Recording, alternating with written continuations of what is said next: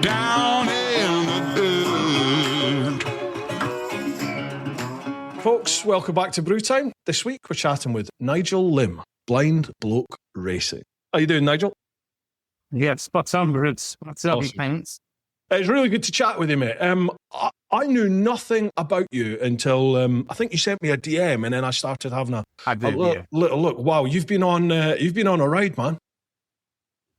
Yeah, literally, mate. Yeah. And same with you. I didn't know how I'd come across you. I was just scrolling. I think, I'm probably like yourself.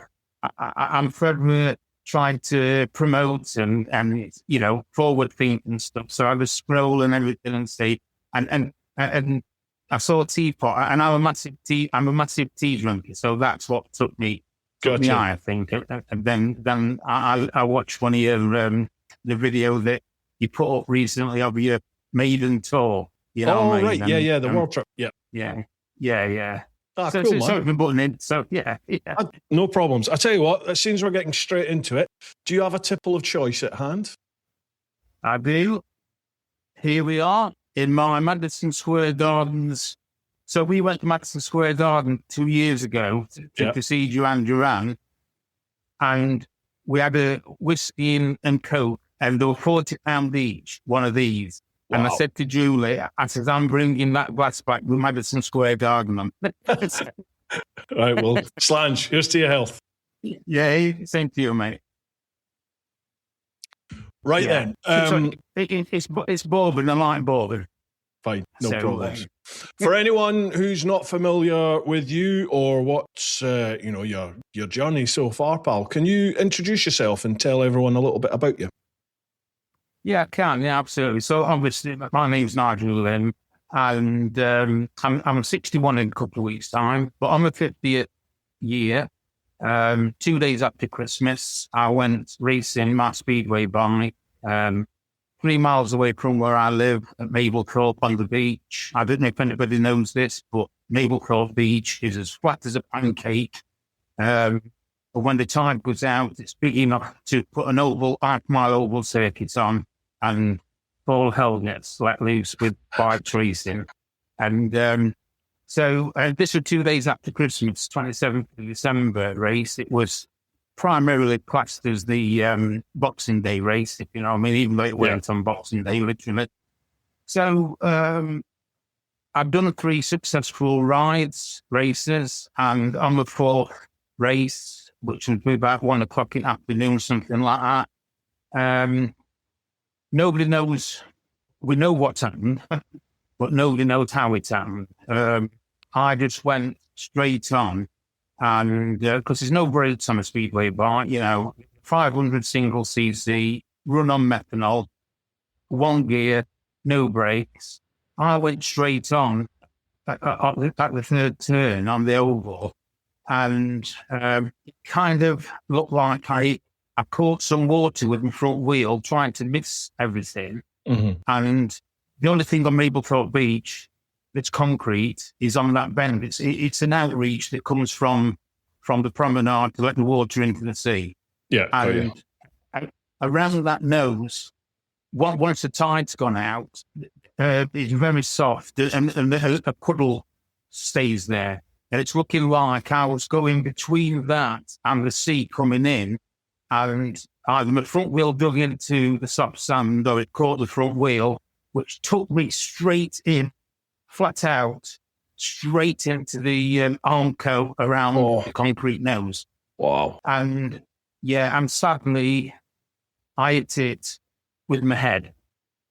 And my helmet never had a chance to save me. I've still got the helmet, not on the chin guard, because they're like motocross helmets, obviously, you have goggles and open face. There's marks on the chin guard, and they have a big peak coming out, and on the peak, it's looking like, as my head must have come down, something, either the armco, come straight through there, hit me in the face, split my skull, and that's when my brain started swelling. Oh my God! So they worked on me for quite a while. I think the paramedics, they couldn't find no broken bones because I hadn't broken bones. And they saw some blood coming out of my ear. And usually when blood comes out of your ear, they know there's something not right. Yeah. So they phoned the air ambulance. The air ambulance come and picked me up, took me to Hull Hospital, and then I went into ICU in a coma. And without going into too much detail, there's rushing about. It was Christmas, obviously. The ICU had only got one bed left, the Nigel took it. And after all the different examinations, it took about 5 days to find out what had happened to me, because I wouldn't regain consciousness. They couldn't understand why I wouldn't regain consciousness. I was on the life support, on the intubate tube. Yeah. And on Friday, 6 days later, the final MRI, I had all CT scans up to them and stuff. And they found that I'd suffered a DAI, which is a diffuse axonal injury. Your brain kind of hangs inside your skull, on nerves, for want of a better word. And when your head stops fast, in car accidents and everything, your brain rotates and it shears nerves off. Yeah. And I've just found this out. And it says what I've got, and I can't read it because it's too small. And it's a massive, long word, hypodexal gangle, blah, blah. And I've Googled to translate it, and what it is, it's when your brain gets, it gets no oxygen. It's through this. Through these injuries, you don't believe they suffer from oxygen depletion. And I suffered frontal lobe and brainstem damage with this oxygen depletion. And that and the DAI basically means you will either die of your injuries or be a total vegetable rest of your life. God. So Julie, my wife, got took into what she calls the room of doom. And the consultant went in and explained this and said, there's a very good chance Nigel will die of his injuries. And if he doesn't, there's a very good chance that he'll be a total vegetable all his life. So we know then what question Julie's got is that's next. And it was, what would Nigel's, which is B.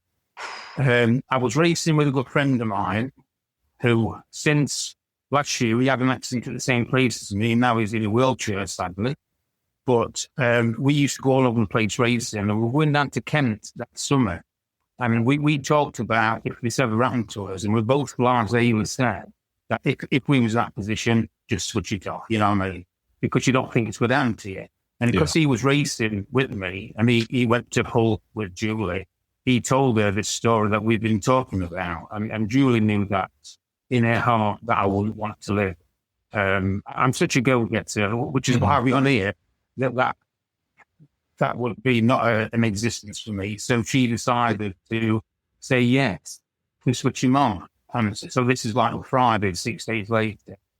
So Saturday, everyone would come to say goodbye to me, and Julie was then mourning the imminent death of her husband that evening.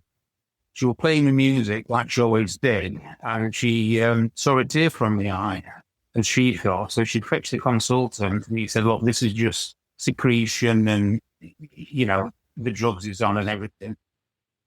And Julie said, well, I think he's still in there. Can we keep him alive over the weekend? So they agreed to do that, and Monday morning, my eyes. Wow. Not awake, but my eyes came open. And then by Wednesday, 11 days later, I'm sat in a fucking chair like this, with pipes up my nose and everything and that. And they call me Miracle Man in the hospital, because my recovery was from zero to hero, if you know what I mean. I mean, did you have any recollection at all of your time? I do have stories. I do believe that I remember a couple. this is for another. I can come on. I'll talk about it any time, but it's a bit long-winded, if you know what I mean. But I do believe, yes, that you do, or can do feel stuff. I mean, I sent you that song what I did this morning, didn't I? Yeah, yeah, you did, yeah. Right. So I wrote one about being in the coma. Funny enough, I must have sent you that, and the bloody forgot. You know what I mean? But I'd love to hear it. Yeah. The older I get, the more open I am to all this. Me too, in the man. older days, I was very cut and dried about the whole thing. Like the logical part of your brain goes, "Don't be ridiculous. Yeah. We're a biological being. You're here for however long you're here, and then that's it." I just find that really hard to accept now. I really do. Yeah. There's part of me. Yeah. Maybe it is because as you get older, you are facing. That becomes ever present now, doesn't it? As you start to age. Yeah. But I just think there's got to be more to this. There has to be more. Yeah. Well, I will tell you a little bit of it. So I just need to tell you this first. Yeah. Sorry. So no. So it gets even worse then. Okay. Julie. We looked up to Julie's mum here in this room I'm sat in. Julie had to work to look after her long. She was dying with a brain tumour. So Julie said she would never go in a home. She'd look after her. So the June 2015, Joan died. We'd just been married only 13 months before. We not lived a married life. We looked up to Julie's mum. So we're now spreading his wings. And then 6 months later, this happens to me. Yeah. Our life changes. Julie was at my bedside all the time, not drinking, not eating, not sleeping. When she saw that my eyes had come open, she ended up having a mental breakdown and getting sectioned and put in a mental institution. So Christmas Day, there's two, right, so if I can say this, so Julie is born and bred in Lincolnshire. I'm from Derbyshire originally. I moved to Lincoln 28 years ago. She represented Lincoln for horse riding at a time. She was degree educated and full-time employment. And pillar of society, absolutely. I'd had my own business for 27 years as an auto electrician and independent diagnostic specialist and later MOT tester. In 2005, I was ranked one in top 10 in Britain at my job. I went into a competition up in Liverpool. Mm-hmm. So, Christmas Day, there were two, we thought was important in our little lives, if you know what I mean. And then celebrating Christmas with kids and grandkids. 2 days later, Armageddon sets in. I have the accident. 6 days later, I'm to the switch shop. 9 days later, my eyes come open. 11 days later, I'm sat up. 14 days later, Julie's in the mental institution. You couldn't write it, did you? Wow, mate. Gee whiz. That's right here. That's a turn of events. God. This episode is supported by Super Shield Auto. Super Shield Automotive provide the very best service in detailing, paint correction and ceramic coating of your pride and joy. They can also supply and fit products from many suppliers such as Chiggy, Akropovich, Hex, Denali, Visor and many more. Get in touch for details and don't forget to mention TeapotOne for a discount. That's supershieldauto.co.uk. If you love being around bikes and cars, then they are looking for someone to join them full time. Full training's given and a van is provided. Get in touch at info@supershieldauto.co.uk for more details. Yeah. So, but so now you know that bit, that's that bit. But going back to in the coma, so before anybody told me anything, because I didn't see Julie for a month because I was in hospital a month and she was in for 2 weeks, you know. Yeah. She came out one day before me, actually. I had this dream that I was in a white room, total white room. There was a nurse in there with white headgear on and white regalia. And she said, if you want to live, you need to walk through that door. And I couldn't see the door because it was white, okay? But I did see a handle. I opened that door and it was black oblivion the other side. And I took that step through to black. And I'm sure that's when I could hear things, and I was coming awake, if you understand what I mean. Now I have researched, because I had terrible dreams and stuff while I was in hospital about being killed and all this kind by members of staff and the ISIS. Oh, mate, it's.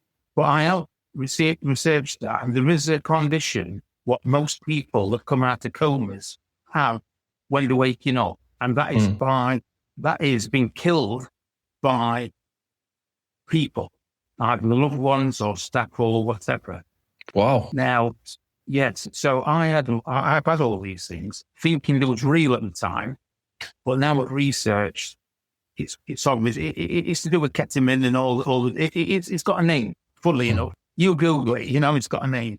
But that of going through the white door, that has nothing to do with coming out on drugs, as far as I'm aware. And the other one is, I was in a 1930s garage, right? And I couldn't breathe properly. So I said to the manager, whoever he was, can we change these air conditioning filters? Because I can't breathe properly, right? And he says, if you want to change them, you change them. So this is me not breathing properly.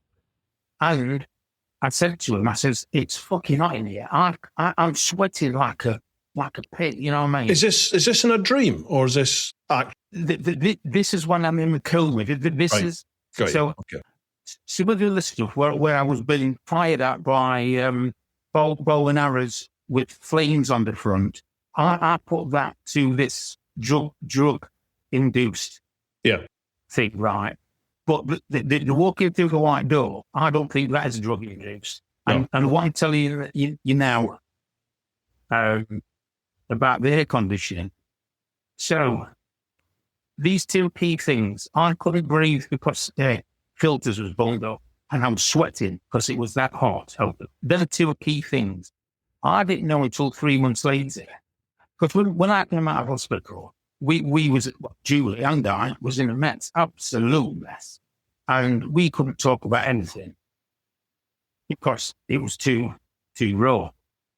3 months later, I dare ask questions, and Julie told me that when I was asleep, we call it asleep in the coma. There was every so often during the day they would try to take the intubator out to see if I could breathe myself. And I couldn't. Right? Oh, I couldn't. So they knew. That's when 6 days later they took me for an MRI to see what was happening, and that's when they found out. And the other thing is that to bring 3 fans into the room to cook, I was overeating. My temperature was absolutely sky high. So I said to you that I had this dream that I couldn't breathe because the air conditioning filters randomly, who knows? Yeah. And I was too hot for whatever reason in this way. So that says to me, I was having them dreams current to when I was in the coma. You understand what I'm saying? Yeah. Just going like way through the white door. I think that is so appertaining, current in the coma. As I say, the other stuff, we've been trying to be murdered and stuff. Now I know there's this, this name for a drug induced. When you're coming off your drugs, you know what I mean? Yeah, withdrawal. Yeah, that's the right word. So, I do believe that you do know stuff when you're in there. You know what I mean? Yeah, I mean it's when you're in a coma. Jeez, I mean, there's so many people don't survive the coma, do they? So it's like, I'm assuming there must be other people out there who've been in comas and had experiences. I'm assuming. Have you researched that? I'm sure. No, I haven't. I haven't, to be honest. I don't know why I haven't. I mean, I have to say, I've learned a lot about who I am now, because I'm a different person now, by going on Facebook sites to do with trauma and brain damage and stuff. Because I believe this. Look, the NHS is absolutely brilliant. It saved my life on many occasions during my... NHS is absolutely brilliant. We know it's shit when we want it, but when we need it, it's perfect. Life-threatening, you can't beat it, yeah. That's right, mate. But I do believe, like America, because they have to pay for their healthcare, that their doctors tell them more, have more time with them and tell them more stuff. So I've actually learned more by listening to what people have said from their doctors in, American people than I've learned from my own doctors, if you know what I mean. And I was struggling with a lot of stuff, and you just can't. So once you've been saved, like I was, that is, I don't want to go into politics or anything, but that is then their job's done, and then that's when you get kicked out on the curbside, in my view, if you know what I mean. Was there no like psychological support after you came out of hospital then?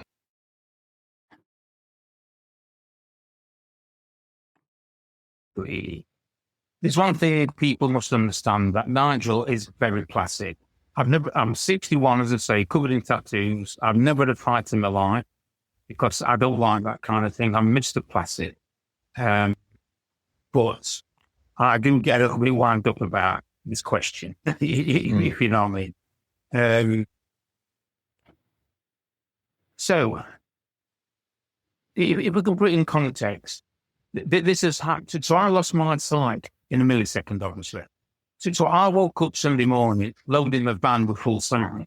The next time I woke up, which I thought it was the next morning, obviously. Now, I didn't know I'd gone into a coma. The next time I woke up, I can't fucking see properly. And that is like being punched in the face, I would imagine, by, Mike Tyson. You know what I mean? Yeah. And what that does to your brain, it is, fucks you up. And from my point of view, and I know this is Nigel at the moment, which, I don't want to be that way, but I've lost everything. I've lost my own business, what I built. I built that business from scratch. And I've thoroughly loved my work for all these years. Top 10 in country, blah, blah, blah. I was this go-getter, hence I'm in the accident because I was racing a motorbike and stuff. I'd had my life totally ripped out. And Julie was, as I say, she ended up getting sectioned again through everything that had happened to us again. I'm left alone. I wanted to commit suicide. Now, I've had a great childhood, great parents. I've had a great life, despite being married 3 times. But apart from that, I've had a great life. So I have never for 1 millisecond ever had any suicidal thoughts at all. But here I am now wanting to end it all. And that was quite crazy. So it's quite clear that Nigel wants some counselling or something. I actually found a letter. When I've been looking at these things, I found a letter. I didn't know this until only 2 days ago. One person that came to see me from NHS had wrote in bold letters within the report he wrote about. He was an OT guy. He'd come to Ireland a few times. This man needs psychiatric treatment. It's quite clear this man is broken, absolutely broken. And I said to Julie the other day, yesterday, I says, did I ever get any? And she goes, well, not now, not that. You did. I said, no, I didn't take it. Now, if counselling comes under that, then forgive my ignorance, then I didn't get some. But as far as I know, and that was related to my doctor, you know what I mean? This man is broken and needs. But anyway, so one thing that's come out, so there's a couple of things that I'm left with now. And one of them is that I sweat profusely whilst on a phone. Okay. And I can stutter quite a lot, which has never happened to me before. Now, when I came out of hospital, I couldn't even talk on the phone. I was mute. And that was my anxiety. I used to step from side to side like a mad cow. if anybody came, and mum and dad came, or anybody, I had to get straight up the chair, and I stood rocking like a imbecile or whatever. Wow. Yeah, and this is wrote in the report as well. It's clear that my client. Well, yeah. Anyway, so I can't talk on the phone. So to get counselling, you have to have a phone assessment. So they phoned up and Julie says he can't talk on the phone. And they said, and this is, I'm saying it's out here now. They said, well, until he can talk on the phone, his voice to us, we can't talk. That's ridiculous. So by the time I got counselling, I'm fucking back. Oh man, it sounds like a prime example of like there's a system in place, and it's it's like a ticky box assessment initially, and no one's really taken a step back to adapt that to your particular case. By the sound of it, could be wrong, but fully. Well, you're not, and I'll tell you why. Because like yourself, I'm a mix of different people now. People I would never probably mix with ordinarily, you know what I mean? Yeah. And I'm trying to think, because the other thing that's brain damage is, apart from losing sight, is that with total memory loss, just randomly. We were somewhere the other week, within the last 2 weeks, and we met a guy having a similar situation to do with counselling, not a brain damage, but he had a breakdown. And he was telling me the story before I told him mine. And it's the same story as mine. Look, we've been to London twice in the last 2 weeks. So it must have been on train or something, whatever. It was somebody totally random. I never met him alive. And he was saying about him, whatever. And so opposite ends of country, and he had the same thing. He couldn't get help because he weren't well enough to get help. I mean, how fucking crazy is that? Yeah. It's just, I mean, I know all the reasons that they'll say, they're overstretched and underfunded and all that sort of thing. Yeah. But I mean, doesn't help you, does it? Surely, I mean, the occupational therapist, by the sound of it, the one that came to see you, they've seen it straight away when talking to you face to face. They've identified it. Yeah. Surely it can't be that hard to go, okay, this chap is in a fairly unique situation, or one that doesn't fit our current treatment scenarios, or I assume. I don't know the right terminology for it. But you would think someone would grab this by the horns, wouldn't you, and go, okay, well, this bloke needs help, so let's adapt. Yeah. In fact, actually, Bruce, that has just led me onto something that I forgot to say. What I forgot. So I left school in 1981, okay? I've never been out of employment ever since, okay?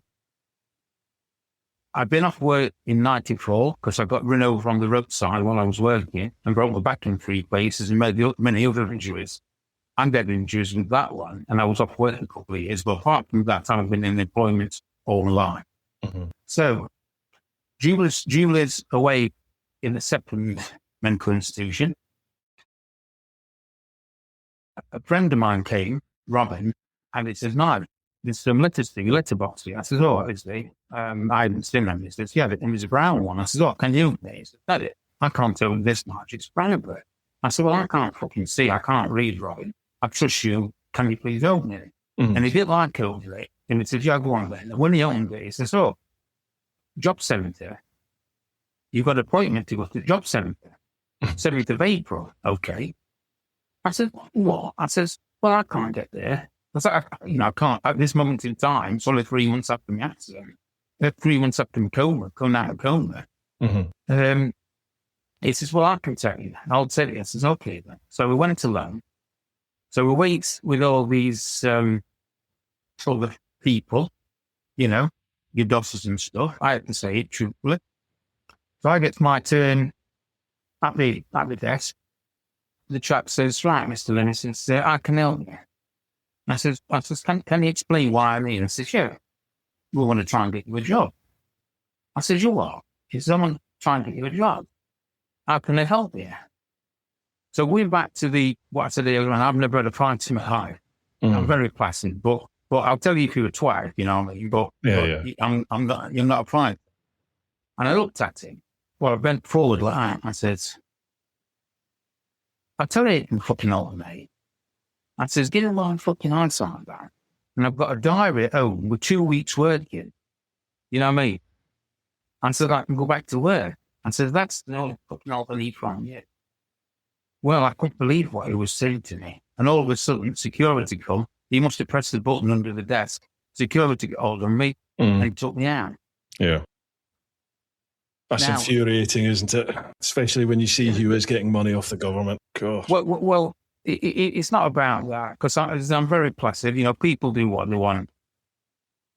And I'm embarrassed about what happened, obviously. But it all happened because I've never needed them in my life. You know what I mean? Yeah. I left school and got an apprenticeship straight away. You know what I mean? Yeah. You've been an independent, self-supported man. Yeah.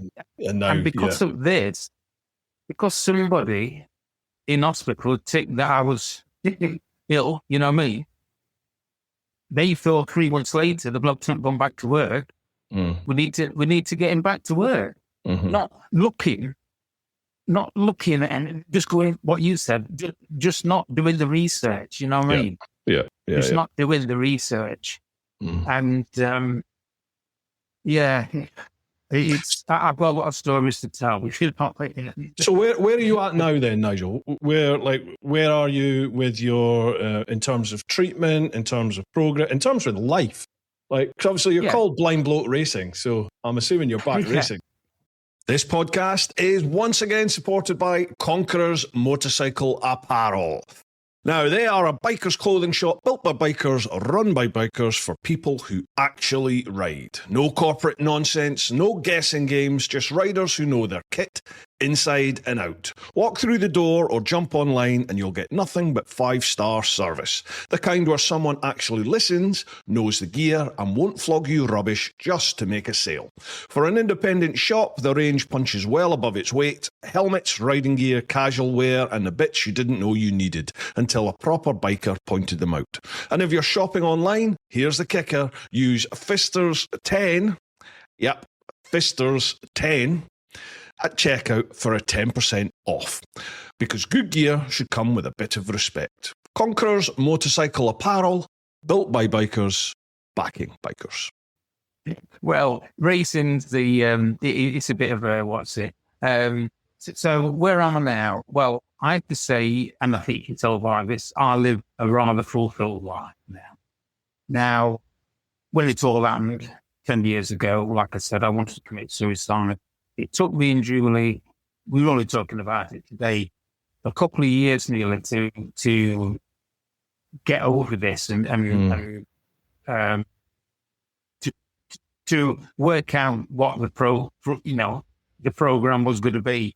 You know what I mean, for the rest of us lives. And we had to we had a decision to make. We had sat on his arse like the rest of her, or went and did something. And we both chose to do something. My thing was, I've been a biker since 5 years old, and I've owned bikes all my life. I rode all my life, and I've always said I'm like a piece of Skegness or Blackpool rock. If you snap me in the middle, I'll have petrol or oil or whatever run through me, you know what I mean? Yeah.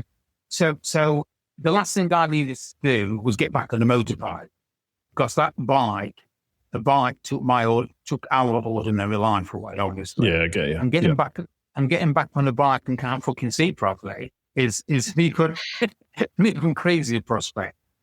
So I tell this bit of a story. So before the accident, we live on the East Coast. We can push bike from here down to the prom in probably 2 minutes. So before everything happened, me and Julie, when it was evenings, late, like the evenings, we used to push bike on the prom, and I a beach cruiser, one big hook up handlebars and big fat tires, because I like to think I'm a cool dude, you know what I mean? And It's got bright yellow handlebars, bright yellow forks, and a bright blue frame, so you can't miss it. So one of the first things I needed to do was go back in my workshop just to smell the oil and fumes and stuff, and touch with tools in me, with some fun, my tool chest, and touch the tools. But because that's me, and going back to drinking, I didn't drink until I come out of the coma. I never touched the drop particularly. I'm now a pisser, you know what I mean? So some people come out of the coma speaking French and German. Nigel comes out a pisser. So my life was racing motorbikes, building bikes, mending cars, diagnosing cars, and that was all my life, absolutely. Yeah. And photography. So all I wanted to do was go into the workshop and, as I say, smell, touch, and all that. And of course, this bike's there. And I thought, I wonder if you can ride it, Nigel. Because one of the first things you lose when you get really damaged is you lose your balance. Mm-hmm. And I thought, I wonder if you can still ride. We've got a long drive. So I thought, well, what's worse that can happen? And that's you can fall off, you know what I mean? So I got on it, pedalled it twice, and I'm still on it. And I thought, oh, lovely. So I pedalled it up drive, and Julie was still at his kitchen window making a cup of tea or whatever. Because I don't tell Julie what I'm doing. I just usually go outside. And I come past on this push bike. And she's like, what's going on? Anyway, so I now know that I've got balance. You've got the balance, So fast forward now a couple of months. Red Hot Summer's Day, our lawn is 2/3 of an acre, okay? And I keep it like I'm lucky because it's just there. It's especially windy. I keep it like a billiard table. I've just sold a motorbike before my accident to a mate of mine, Robin, him who come under the brown envelope. And he came on it. He came round to visit me and he came on it. And where I'm outside with flip-flops, T-shirt and shorts, sat with Julie having a cup of tea, and Robbie comes around on his two-stroke. And I said, Robin's here. I said, Robert, let me run this bike. And the boat said, Nige. No. I just jumped on it, mate. Flip-flops, I'd say shorts, T-shirt, no helmet. The last thing you need to be riding a bike like, and Nigel did it. He'd already had brain damage, the year before. And because I know there was nothing to it on the lawn, I managed to do it. So I've now got touch control still. I got throttle control. I got balance. So I'm like, nice one. You know what I mean? That must have felt amazing. Oh, do you know what, mate? I can feel it now.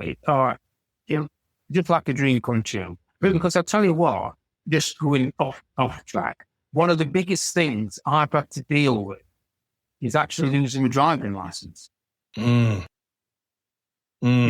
independence. Yeah. That's been a real mind fuck, you know what I mean?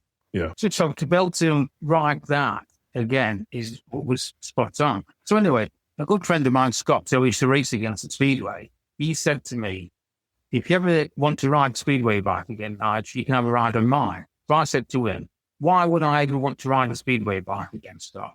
Because riding a Speedway bike is like riding a wild Mustang bareback, no brakes, 500cc, methanol, they're just an animal.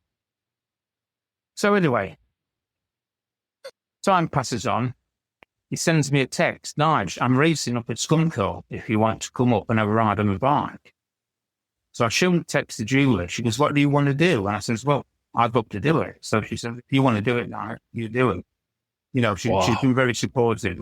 So I had to put in place, because obviously I can't just turn up and ride around their public circuit where there's racing group.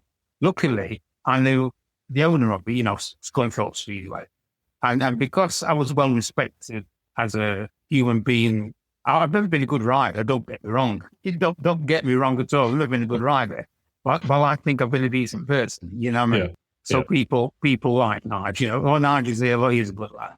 So Richard said, if you want to do it, come and do it. Pre-race, but you come and there's nothing, no insurance, you come, and if you do what whatever, happens. Yeah. So I went up and did I did 6 laps, I think, on Scott's Pride and Joy. So that was now. So you can imagine now, I'm pumped up to high heavens. Yeah. And so I fast forward a little bit.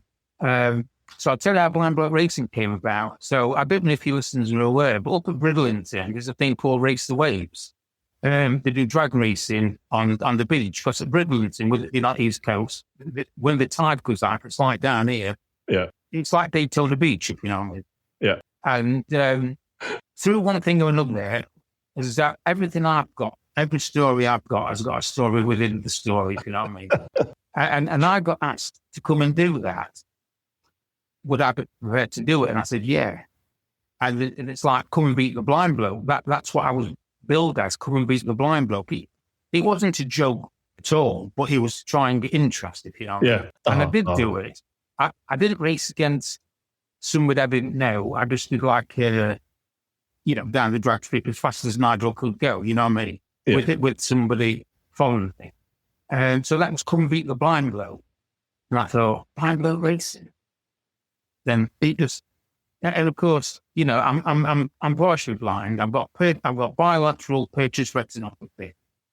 That means I'm partially blind in both eyes. Okay, not just one eye, but both eyes, and they're both totally different. And that comes through brain damage. Mm-hmm. And of course, everybody that sees me walking down the street with a white cane, I'm now not specky bastard. I'm blind bloke, if you know what I mean. Yeah. So that's how I'm referred to. So I said to Julie, I says, can I say blind racing? Because I didn't want anybody saying, oh, you're not totally blind, so I can, you know.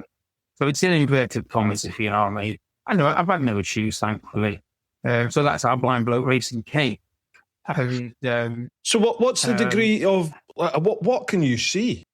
You must get asked this all the time, mate. I do. I see crazy shit. I can't see your face. I can't even see my face. I can see these things. I can see this screen, this thing's there. You know what I mean? That's all I can see. So you can't see actual definition, detail? No. Well, I'm 6'8", bronze Adonis. That's what I am. Yeah, that's what Julia says. She's a bit like Madonna, somewhere like that. You know. I tell them I've got a good memory from before. So contrast is everything to me. Black on white. You know what I mean? So when I first came out of hospital, everything was black and white, and then colour gradually came, and I started seeing what I'd call 1975. If you look at a picture from 1975, if you've got a picture at your photo album, you know what I mean? It's all muted colours, and that's how I saw. And I still see that way, to be fair. There's no bold colours. Every now and again, I get a bold flash, you know what I mean? And every time I blink, I get massive flashes, I get fireworks and stuff like that. And wow. So one eye sees that big, and the other eye sees it that big, if you get what I mean. And one eye lets more light in than the other eye. So colours in the right eye are totally different colours to the left eye, and totally different brightnesses and stuff. So, it's a mess. And I have to say, once I've done this podcast, I shall be asleep. And it's not because I'm idle. It's because all day I'm having to struggle. I mean, that's so much for the brain to take in and interpret. Yeah. Wow. Yeah. Wow. It is. And the fact that I do what I do makes it even worse, if you know what I mean, because I do a lot of stuff. And I struggle immensely doing it because I don't want any help, you know what I mean? Mm-hmm. Mm-hmm. One of my granddaughters, when she was a kid, she used to say, I'll do it by my own, And that's what I say, I'll do it by my own. Yeah. And I'm speaking for Julie. She's in the house, but not in this room. I'm speaking for her. I know this, but I do feel that it rips her heart out seeing me struggle.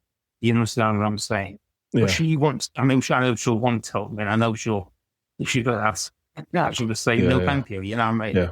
Yeah. But I do ask that sometimes, obviously, and of course, I've always said, the best time in human history to be visually impaired is 2026, because you've got all this help. I can read certain text, certain font on certain backgrounds and stuff like that. I can't read handwriting. So since my accident, I've had to have any card read out to me by grandkids or Julie or whatever. But I've now got an app on my phone, and part of that app reads handwriting. So I can actually read my own handwriting, read handwritten cards, if you get what I mean. I got it last year. My birthday's in 2 weeks' time. So I must have got it in April last year, because it was the first time I could read the handwritten birthday card since this happened to me. You know what I mean? That independence is crazy. And, probably listeners will know this. You get these what are called meta glasses now. They've got cameras in. Mm-hmm. And I don't know if you're aware of this, but for visually impaired people, blind people, they read out facial recognition, they read out obstacles. Wow. You can nearly walk with them, if you understand what I'm saying. Because they've got speakers through it, and you can send them to your phone for earplugs. Yeah, it's crazy. It wow, really that's is incredible. Crazy. I didn't realise they did all that. Oh, it's incredible, mate. As I say, if there's can you imagine 1800s if he was partially sighted or blind? Mate, yeah. You'd be there's a bag dumped in canal, wouldn't you? You know what I mean? No, or out there begging for money. You know what I mean? That's it. Yeah, you would be totally on your own, so to speak, wouldn't you? Now, I'm going to ask this question. Yeah, but it feels. I mean, what's the terminology? What's the right wording for it? I'm going to ask. Don't think of the right word. Just that's right. Okay.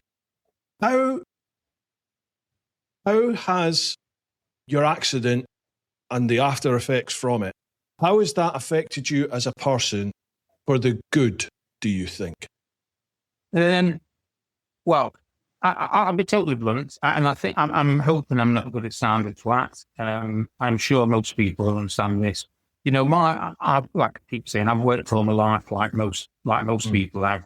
And my view on the smackheads and the drunkards on the benches and everything was quite derogatory, if you know what I mean, and things like that. But now I can give some empathy possibly to these people, if you know what I mean. I was going to say that, yeah. Yeah. Now, I have done this, and it was misguided since, and that's put me then back a bit, because I'm like, well, stuff you then, if you know what I mean. But prior to saying this, and I had this discussion with a good friend of mine who lost his sight through having a brain tumour removed. And part of that brain tumour removing was possibly losing his sight to the accident. You become very angry. Yeah. Look, so people said to me, Nigel, you could have crossed the road and had this happen to you. Why be angry about it? And the reason I'm angry about it is because if I'd have crossed the road and the bus had run me over, A, I'd have been a millionaire now through compensation. And B, I could have blamed the driver every morning I wake up. Every morning I wake up, the only person I can blame is me. Yeah. And when you race, nobody insures you very much. So I've lost everything. I lost my business, I've lost everything. And the only person to blame for this situation is me. So imagine waking up with that thought process. Yeah. So I become more I ain't got the right people. Empathic. What's the word I'm looking for? Emphatic? No, empathic's the wrong, is it? Yeah. You got a lot more empathy for people. Yeah. Well, that's what I'm going to say. So very angry. And I'm going to say this now. Absolutely out there. If I'd have had a gun when in early doors of my depression and wanting to commit suicide, I've been angry. I was angry at me, but that meant I was angry at the world. Yeah. I feel sure there's a chance I could have willingly gone out with a shooter. Done something You get what I mean? daft, yeah. Mm-hmm. So if I put myself now into somebody else's who was in Afghanistan, for example, you know what I mean? Come home from there with an agency and add some of this wherewithal to do these kind of things, you know what I mean? And get chucked to the one side by society. There's no excuse for doing it, but I can understand maybe a thought process, if you understand what I'm saying. 100%, mate. I can totally sympathise with that, yeah. Yeah, and that is a worrying fact, because like I keep saying, I'm very placid. And hopefully this comes through that I'm a placid guy. So if a placid guy, A, couldn't think about committing suicide, or B, thinking about doing shit stuff, and then the guy or woman, man, or who's got a short fuse anyway, well, you get what I mean? I don't know if you know this about me, but I used to be a police officer in London, believe it or not. I did see that, yeah. And I did see that. I remember dealing with, you deal with people, and a lot of the time you're dealing with people in the most extreme points of their life. Either they're having a psychotic episode, they've broken for whether that's drink, drugs, whatever it is, trauma, whatever it is. Something's got to a point where it's just snapped and they've just flipped. And you would deal with these people, and I'll never forget. I remember dealing with what you call a vagie, an alkie out in the street. This was up in central London. This girl, this young lassie in her, I would say, I think she was probably late 20s, something like that.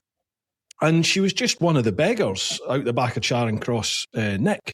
And she'd fallen down some stairs going down to the tube. So we were there, making sure she was okay, waiting for the ambulance and stuff. And when the ambulance turned up, they were just like, oh, it's her again. And apparently she made a habit of throwing herself down the stairs. Turns out she was an Iraq or Afghan war vet. She was a medic. And I think she'd actually been, maybe not the Victoria Cross, but she'd been given, maybe the military medal actually. She'd been given a high-ranking medal anyway for what she'd done out there. But what she'd experienced had just broke her. And she couldn't cope with life anymore. Yeah, it's giving me heebie-jeebies listening to that. Yeah, and I just remember like this, I remember thinking this poor lass, she's not a bad person. She's not doing harm to anybody. She's just broken. But like everyone who was there to deal with her, everyone was just, oh, it's her again. It's her again. And you know that the only way she's going to get out of this situation is if she really makes the decision to do it. And what's the chances of that when you're living on the street, and you're numbing everything with booze and with drugs? It takes like a 1 in a billion person, I would say, to pull yourself out of that situation. So I get it. I understand people can end up in like just unheard of situations and doing things they'd never think about. I get that. Yeah. If I just to show what you just said there, I've been talks all over the country for big places. Anyway, I got asked once, how did I get out to not wanting to commit suicide? And I said, well, I've had such a good life, like I said, great parents and all that, and I've got such a happy heart, all my life.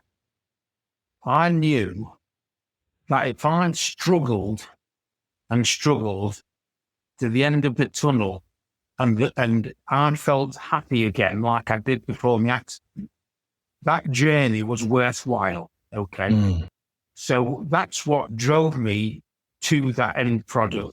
I knew there was fish and chips at the end of it, and I like fish and chips, you understand what I'm saying? So they said to me, wow, that's incredible story. It was for a brain damage thing, and they were wanting to find out if I could help other people. And this is now, I'm going to be blunt.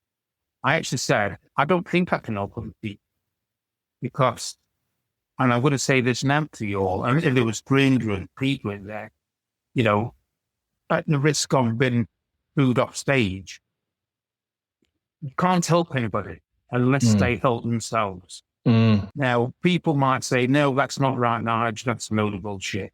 But I don't think you can't help anybody fully unless they want or can help themselves. And if they're in such a situation that can't help themselves, then how can they help themselves, if you understand what I'm saying? Yeah, no, I get... Just like the girl that you was talking about, you know what I mean? Yeah. You can offer as much help as you want. You can offer as much money and a change of circumstance. Homeless people, for example, you can give them a room in a flat. And, well, in my experience, the majority of them end up back out on the street again.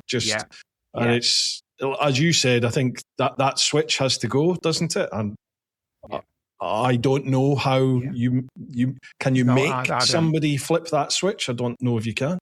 So, are you enjoying the podcast? If you are, please let everyone you know about it. Sharing at the moment is the biggest trigger for the algorithm. Obviously, you need to like, comment, subscribe, all that jazz. But if you can just tell one mate about the podcast, share it across to them, that helps tenfold. I love doing the podcast. I'm really trying to grow it this year, and you can help me out by doing that. So I'll love you forever if you do. Whilst I'm on the topic of support, folks, the only reason I can do the podcast and the YouTube channel and everything like that full time is because of my Patreon. In the clan itself, we do meetups, we do live streams. You'll get early access to the vids. You get first choice on the questions on this podcast. And you'll also get exclusive early access to my chicken strips tours when they're released. If you want to check it out, head to patreon.com/TeapotOne. And if there's anything there that takes your fancy, feel free to support me over on there. I don't really think you can. I do believe it's... I said this as well. How did I put it? I am the man who I am now only because of the man I was before. Wow. Yeah. Because I do believe I've never smoked in my life, okay? I have had a drink. I'm not saying I was teetotal before an accident, but I've heard you were.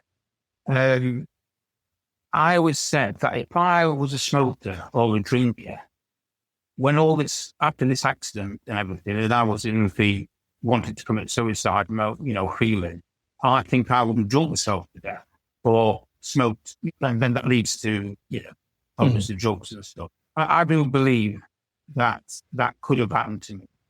I do believe that the fact I didn't drink and smoke, when that took the urge away, not urge, it took two of the symptoms of committing suicide, not symptoms, two of the, you know what I'm trying to say.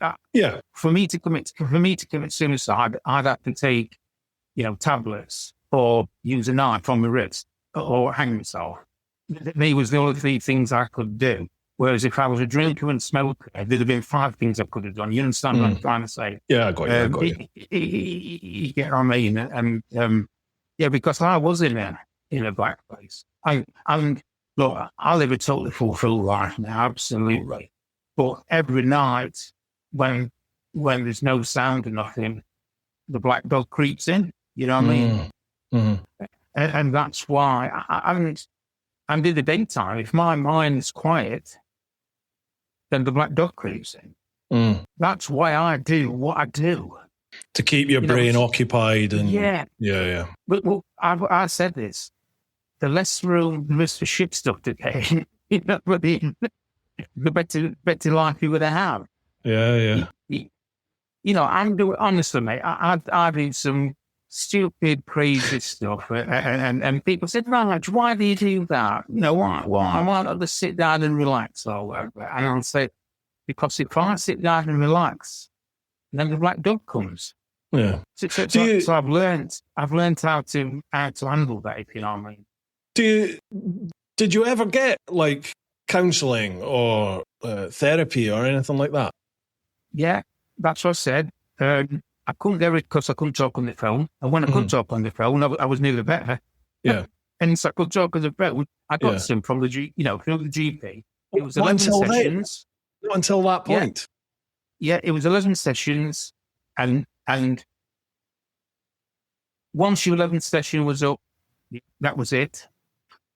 The only way you could get some more sessions was if you hadn't improved from the first session, or you lied on your scores to try and get some more. And then that was face to face at the local GP surgery. And then through the RNIB, I had maybe 10. I think there's a common thing, 10 or 11 of this or 10 or 11 phone call counselling from RNIB. So yeah, but that was it. That was all. Wow. And what about you must have heard of mental health, motorbike, and all of those charity sort of organisations. Yeah, I have, and I was kind of waiting for it to lead onto this kind of thing. So I'm going to get shot down for some of what I say, and I know I am, but it's what I believe, and I've come on here to tell what I believe. You see the adverts, it's good to talk, it's good to talk. We don't talk. So we know we should talk, but we don't. And then you end up killing yourself, you know what I mean?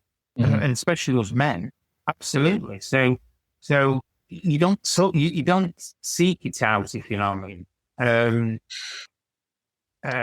Even though I knew it was there, you know what I mean? Yeah. And you see, and so this has come to a head only in the last few weeks. So who is Nigel? Is Nigel the blind guy or the brain damage guy? Well, Nigel's the blind guy. Doctors, that's who I am, visually impaired. I'm certified, you know what I mean? Blah, blah, blah. Not certified mad, but certified, you know what I mean? Blah, blah, blah. But the reason why my eyes I can't see is because I've got brain damage. Even I forget I've got brain damage, if you know what I mean. Yeah. So there's a charity out there called Headway, all over the country. You've probably heard of it. Well, in rural Lincolnshire, we have no trouble here, you know what I mean? We don't think our buses are here. I'm still on horse and cart up here. Headway have now come to Skegness. People probably heard of Skegness. But I'm 16 miles from Skegness. For me to go to Skegness on a bus, so leaving my house to if I just went to Skegness and got straight back on the bus to come back, from leaving my house would be 3 hours to do a 30-mile journey. Yeah. But for the first time, 3 weeks ago or 2 weeks ago, Headway had a meet-up in Skegness. They've now got a place to run it from. Now I went to it. Because until then, I've only been to visually blind get-togethers, you know what I mean? And stuff like that. Because I had to say to myself, Nige, you've got brain damage. And that's what's caused all this. You get what I mean? And going there talking to people, they were saying stuff that I'm like, I'm just nodding, and then I'm saying stuff and they're nodding, you know what I mean? So I think people can, I would say people rather than any men or females. And I think the human race can talk to in a group, if you know what I mean, rather than phoning the motorbike mental health thing up. But I had the mental health motorbike folk on here years ago when I first started doing the podcast, and I've done one of their sort of sessions as well, and it was done on Zoom during COVID, and it was done on Zoom. So it's like you're in a big room with everybody. It's just there's just banks of people, and it's exactly as you'd imagine. People just chat and talk, and I definitely notice it now within my community I've built up around TeapotOne and the podcast and stuff.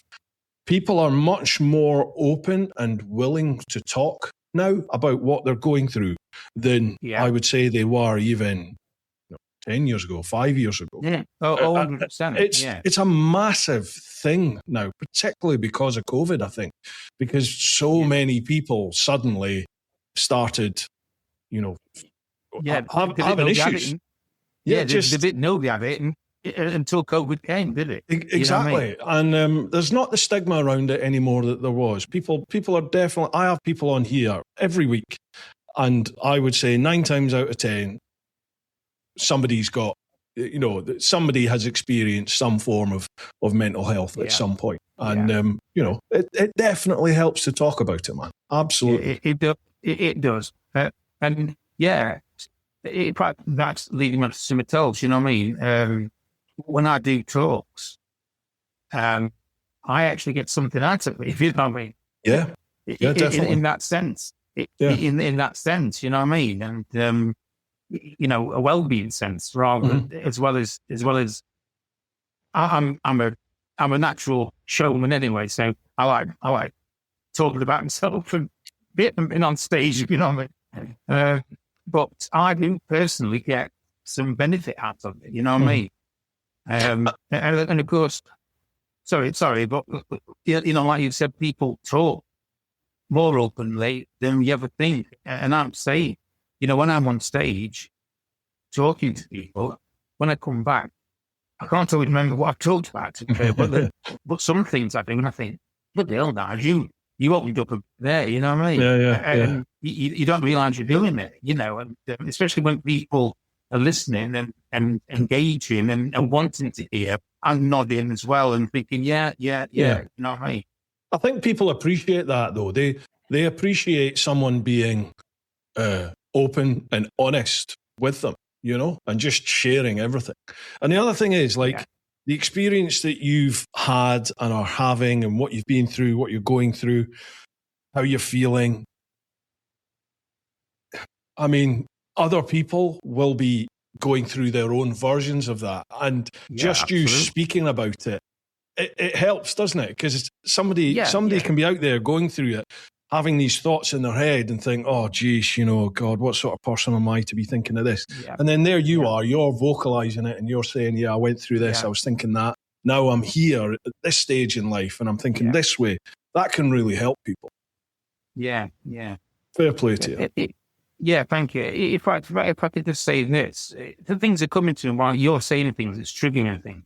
Yeah. So when this all happened to me, my local blind society asked me if I wanted to go 10-pin bowling with other blind and visually impaired people. Well, 2 things. One, I'd never been 10-pin bowling in my life. Yeah. And the other thing is, I didn't want to go and mix with people that was going to tell me it was going to be okay. Because it wasn't fucking okay. I wasn't okay. Yeah. And it was never going to be okay. But now I understand the ethos behind that. So would I say that to somebody else in my place? And I would definitely encourage them to do it. But what I would say, what I would add on to that is, it's not going to be okay just by mixing with other people. And life might never be okay for you. But if you do work at it, hopefully you can make it okay for you. You understand what I'm saying? Rather than say it will be okay. That is never a given. You know what I mean? Because you could go 2 ways, just like me and Julie. We could have gone 2 ways. And for 2 years, we went down the sitting and eating cheese on toast. You know what I mean? Yeah. And feeling sorry for yourself, and everybody was against us and blah, blah, blah, and blah, blah, blah, And I don't know, we just decided one day mutually to say, fuck it, and let's go for it, you know what I mean? And if I can say this, we're off to Falmouth this year. I've never been down called that way on. We're off to Falmouth this year because Julie's got her graduation. She's just passed the master's degree. Oh, fantastic. In film and script writing. And Julie's there in the other room on a Zoom now with the script writers. So, I do talks, Julie does talks, and we do talks in a couple. We did a talk for Brooklyn's Motor Museum the other year, and we were the first, I think I can say this genuinely, the first ever couple to do a talk, and a non-famous couple, if you know what I mean, to do a talk for Brooklands. And we was on for an hour and a half, I think, talking. because we just bounced off each other. Fair play. Julie pills, because when I talk about the cold, I'm only telling you, I'm only telling you what Julie's told. You understand what I'm saying? Yeah. After then I can talk from my experience. But them few days I talked about, this happened, that happened, and that happened. It's only because Julie's told me what's happened. You know what I mean? Aye. So yeah, it's crazy. It's a crazy world, isn't it? And I've always said it's a good job we don't know what's right corner. Otherwise, we never turn that corner. And there's a saying I always bring up, and it feels really weird to say this here now with you after everything you've been through and Julie's been through. But there's a saying, isn't there? What's meant for you won't go by you. And it's like, what's your path is your path in life. Yeah, I've never heard of that, but yeah, have absolutely. you not? And it's kind of almost perverse to say it in your situation, but it's like, life was one way, this has happened, and now life's going down a different way with you. But through that, you're finding a role in life now where you're able to not only help yourselves by, sharing what you've been through, but you're plainly also helping a lot of other people out there. Yeah, absolutely. Sorry, yeah, absolutely. And if I can state this again, totally truthful, in tongue in cheek, I do hate it. Not literally, but I do hate it when people say, "What? All these things you're doing now, Nigel, you want to go to these things if you had to." Yeah. They're like, I fucking would, mate, because I did it before my accident. You know what I mean? And that's why I'm here. Yeah. Now, would I have been ranked third in UK as a blind and visually impaired temping bowlers? And the answer is no, because I wanted to be visually impaired or blind. But it wouldn't have stopped me chasing a goal. If I'd have wanted to be top 10, in top 3 in Britain temping bowler with full side, then I would have gone to my local bowling alley and put the graft in, try it. Yeah. You understand? I get you. I have to bite the tongues. I'm like, I know what you're saying. I know you're just trying to look at where you are now. From 10 years ago, look at where you are. You're going to be so proud. I know that's what to say. But oh my God, No, yeah. Well, I'll tell you what, this brings me on to a question that I ask everybody that comes on here. And that is, I describe Bru Time as a relaxed conversation podcast exploring what it really means to live your life through honest conversations with people who choose more. When you hear that, what does choosing more mean to you?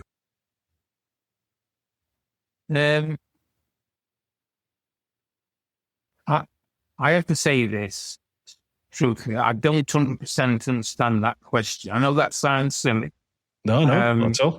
I'll be totally honest. Just say that a little bit again, Bruce, so I can analyze it. This is when with brain damage. No worries. Kind of, I have to.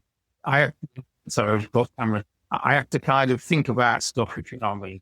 Okay. So, did you just say that again? So I describe Bru Time, this podcast, as a relaxed conversation exploring what it really means to live your life through honest conversations with people who choose more. So that's as in they make a decision to live a life outside of just the norm. They're doing something different. Yeah. When you hear that, what does choosing more mean to you? It means setting my heart on fire. I need to get that taste, that adrenaline taste. You know what I mean? And absolutely setting the heart on fire. I've just been. I'm going to say this, just so pig-headed and doing what the fuck I want. You know what I mean? And without care of everyone else thinks, only at that moment in time, So yeah, just living life to me is not just you've got to dance within the fire, haven't you? You know what I mean? You've got to get burnt. otherwise, oh God, I like to feel a bit of pain. I know that's a bit dark and stuff, and maybe that's where wanting tattoos come from, pain and stuff. You want to push your limits. Well, that's what I was, and risk. It could go right or it could go totally fucking wrong. You know what I mean? Yeah. And that's the racer in you, isn't it? Yeah. And some asked me this question like this other week on another interview, and I'm not a blind person that wants to race. I'm a racer that's gone blind, if you know what I mean. I think that's the difference, isn't it? You can't take it out of yourself, and obviously the stuff I do solo things. I can't afford to race against anybody else. I can't race competitively anyway. You know what I mean? I just want to race itself. And so every day of my life, I'm quite independent, but Jules has to do a lot of different stuff for me. But when I do any challenge that I do, even if it's only 8 seconds up a drag strip, that 8 seconds, all I'm thinking about is what I'm doing. So I've got no distraction. I've got no black dog and no nothing else. I haven't got to physically ask Julie to help me with my shoelaces or whatever. It's all you. It's all down to you. Yeah. For 8 seconds. And if I could bottle that and sell it, then I'd be a millionaire. You know what I mean? Wow. Because you probably know, we all know people that just live such a grey life, don't they? They live such a grey life, you know what I mean? Never pushing anything. Yeah. Beige life, yeah. Yeah, that's right. But some people are just happy doing that. Some people are just happy ticking along. But 100%. But what I do believe, if you had a taste of that.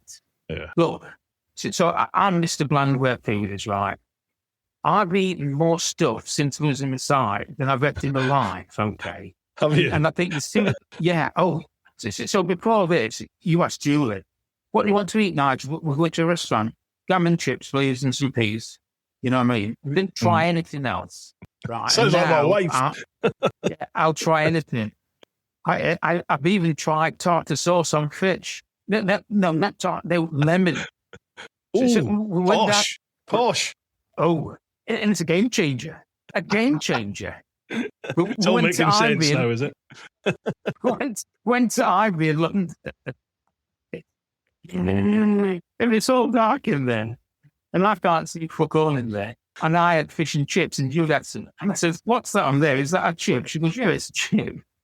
Picked it up, quit him, and it was a quarter to 11. Oh. she got some chicken chip out there. Oh, God almighty.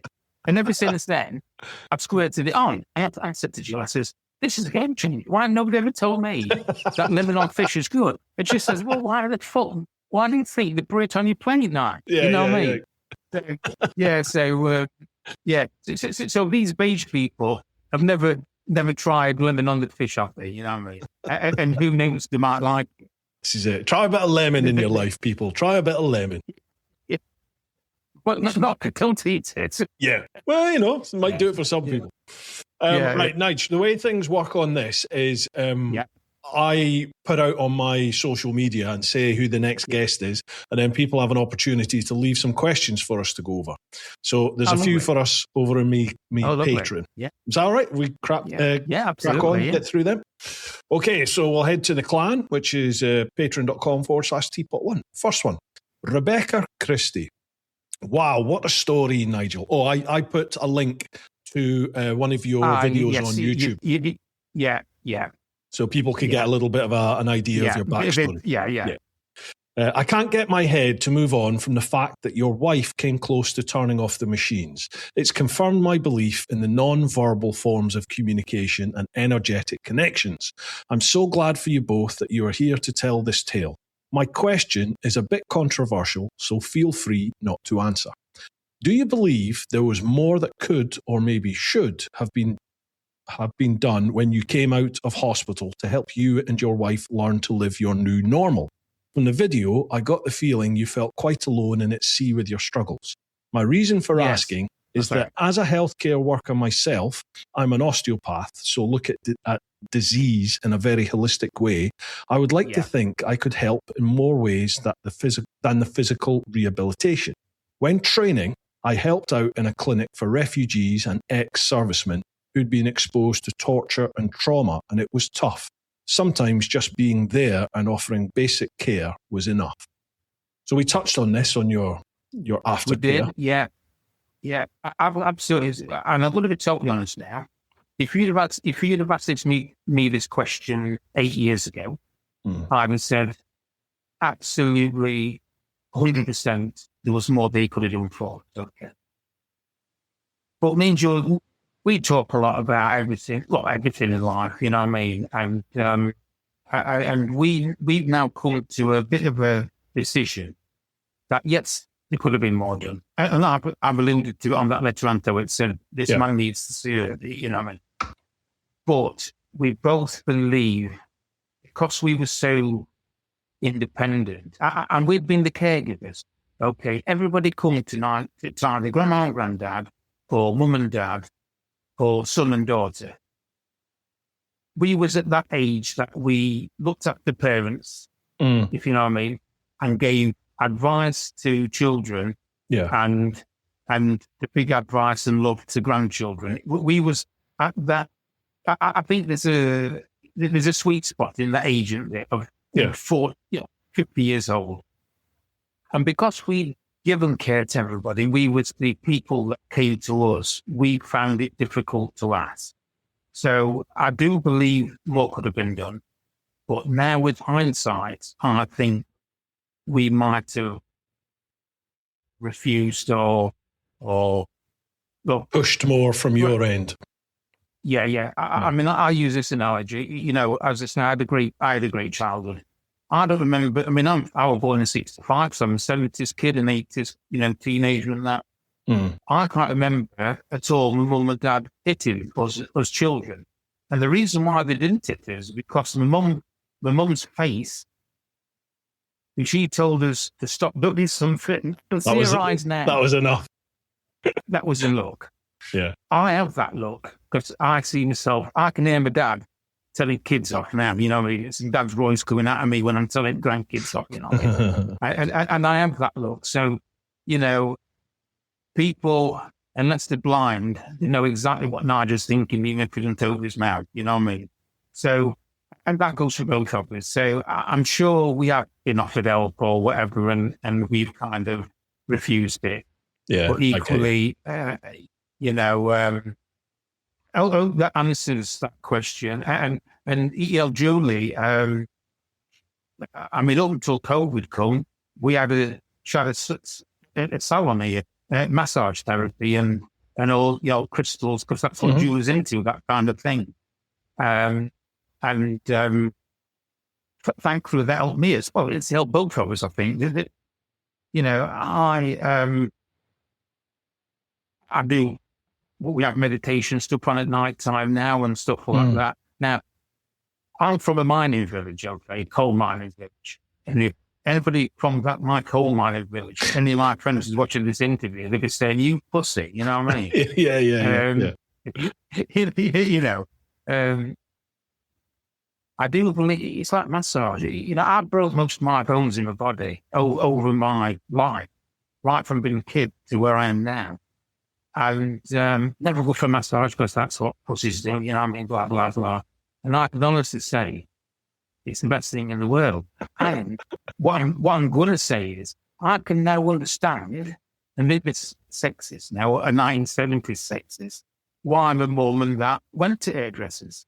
It weren't just to have the haircut or pain. It was for the relaxing and pampering and... Yeah.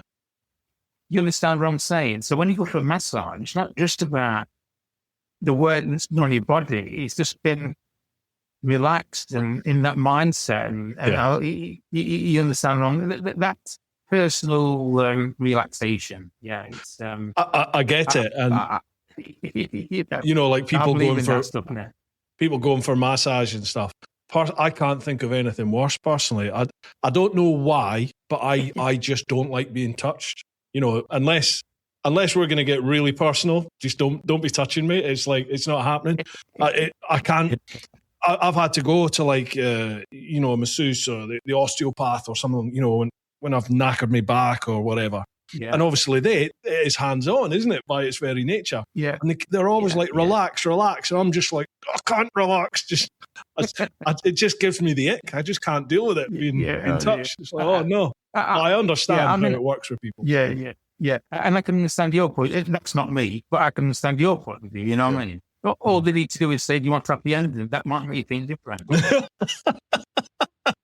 Next question. I've got a story about that down London. Oh, go on in. Come on in. Let's have that story. So we're down London, down Hammersmith, at a business meeting for Julie. And of course, I go along with her and then do my own thing when I'm in London-ish, around where she is. So I said to her, do you know what? I fancy a massage. I said, I'm going to Google closest one to where your event is. No. So we did. So this is in Hammersmith, right? So the three on the street, I can't remember it, Shoreditch Road or whatever it was. I think there's three of them here. Look, they've all on internet, they're on Google. We've all got boards outside. One's next to a motorbike shop. So I thought, I can go and look at motorbike shops. I booked in that one. Went in. Bloke, it was a Chinese, obviously. Bloke says, you've not got a London accent. Where are you from? I said, from, East Coast of Lincolnshire. He says, you're joking. He says, my parents have a restaurant in Greenwich. I says, how bloody hell, that's. So we had a bit of a chat. So that was quite cool. Went in, laid down.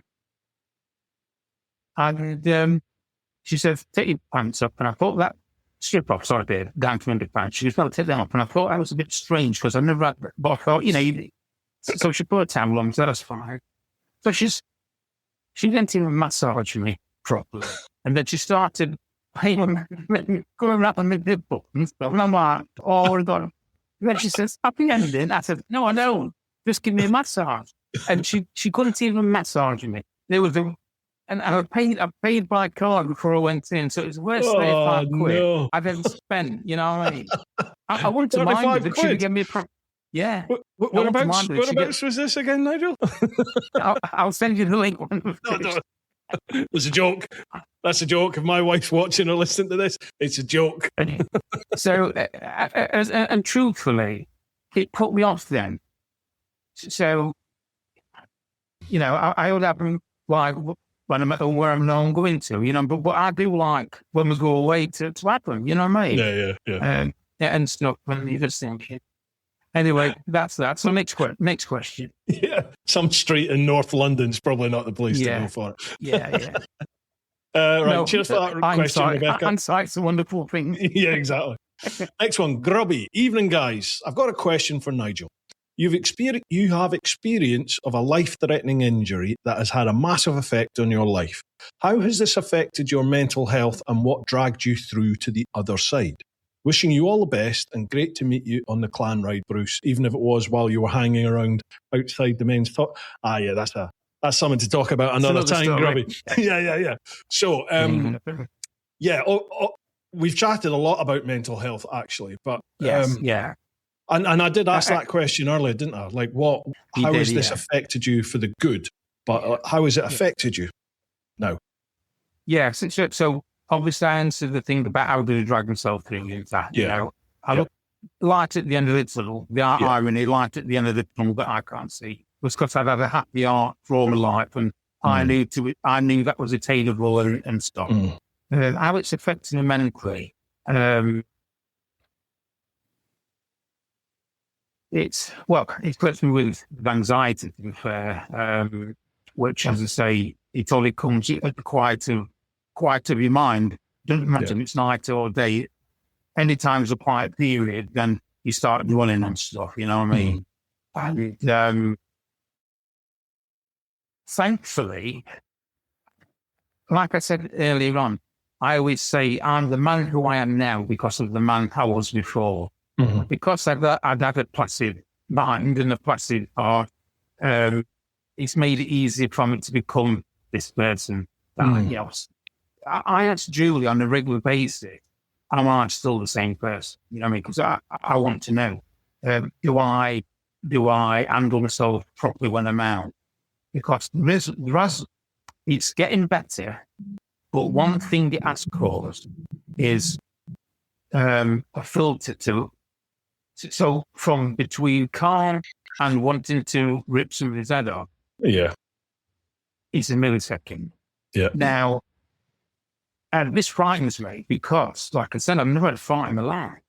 And the only another week, I got off a train at London, and this kid, I mean, I think that song what I wrote, didn't I? About, this kid pushed in front of me to get through the barriers.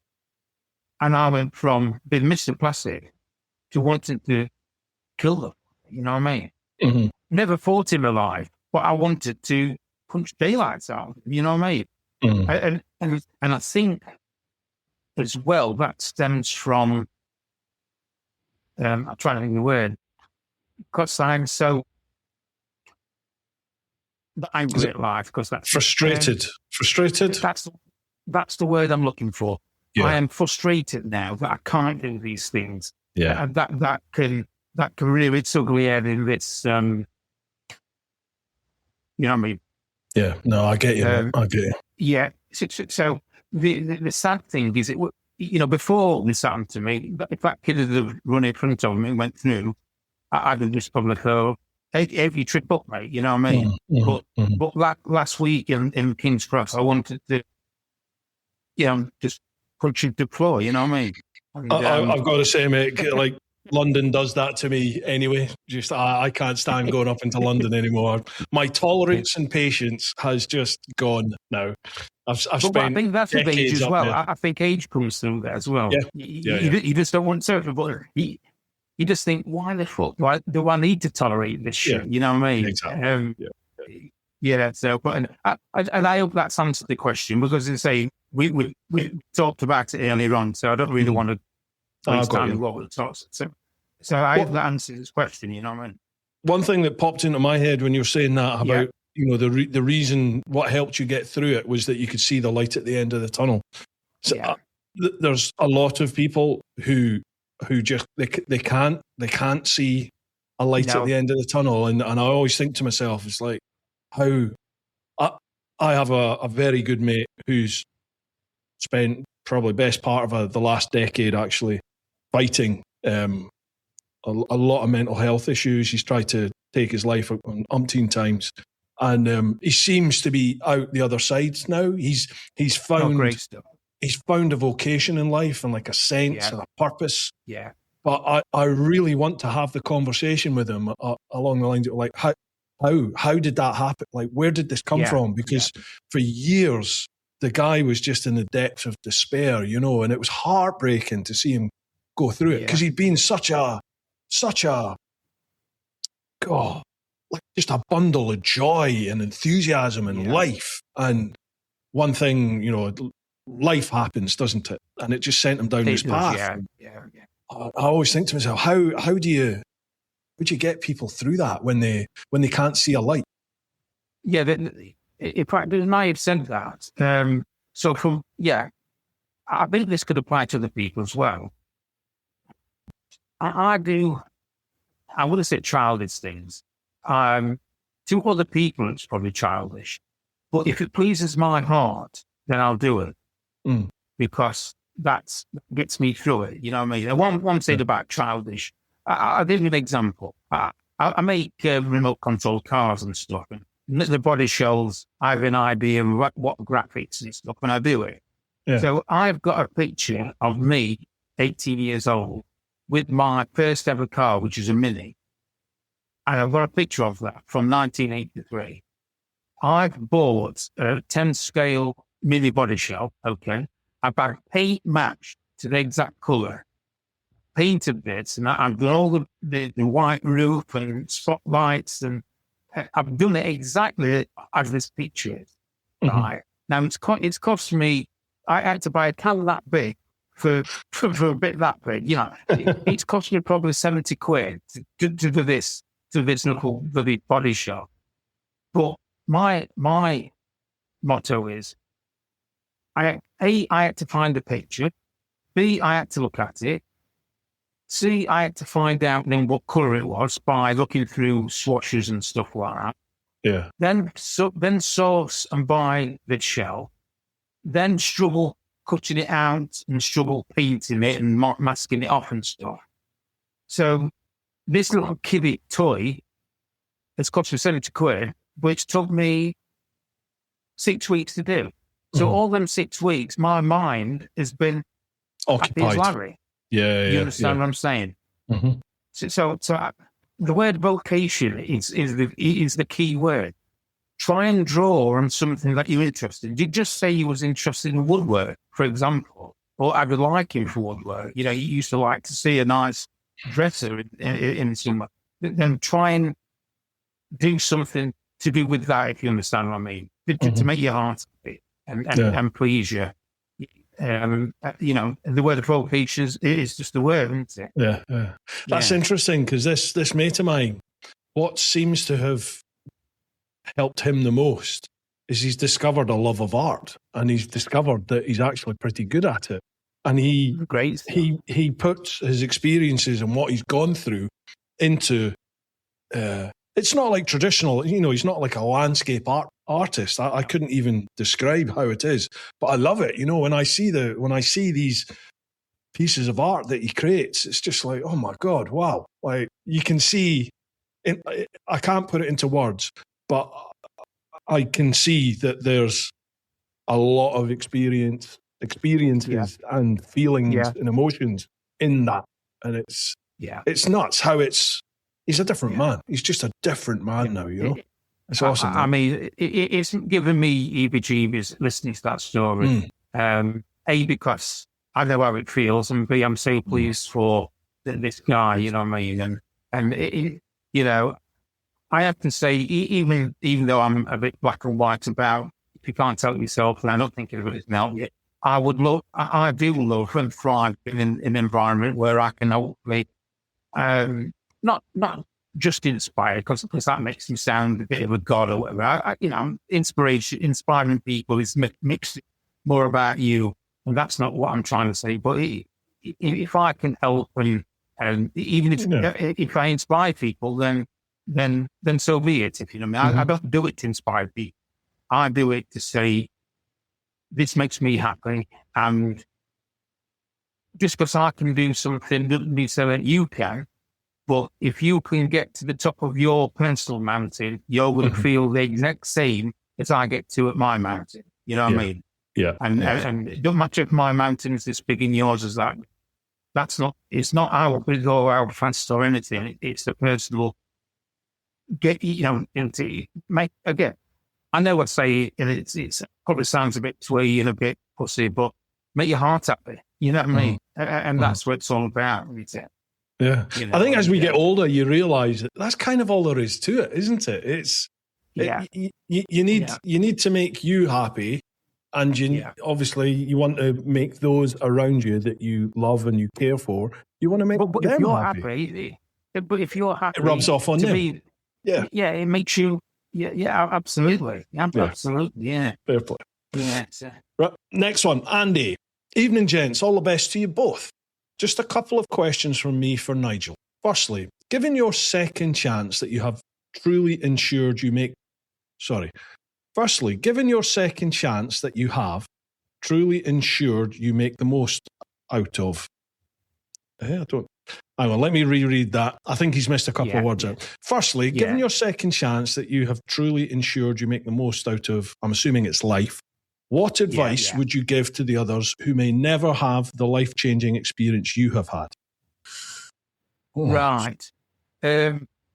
Well, if you go up in this, I think it's up into this question. Catch a train to places. Catch a coach to places.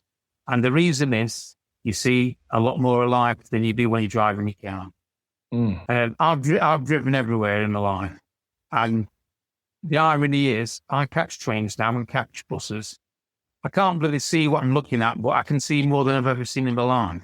And that is totally genuine comment. And I'm going to make you laugh now because I was doing a talk or something, and there was this person. He didn't want to make a fool of. I don't think that was what his intention was. But he asked me such a profound question. I thought, I'm going to answer you in Nigel's talk, right? You know, I can't talk on your level. I'm going to answer it. And I answered with that question. And I didn't know what to do with it because I told the truth, and that's the truth. And the other thing is, I got forced to retire when I was 50 years old because I need to say this. 77% of visually impaired blind people are out of employment.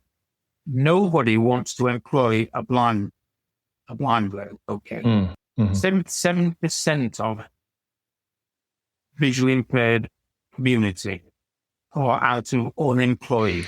And that is crazy, isn't it? I've still got all these skills in my brain and nobody will employ me. And rightly so, because I can still do jobs, but it takes me 5 times longer than it would have done certain jobs before. So I understand all that, don't get me wrong.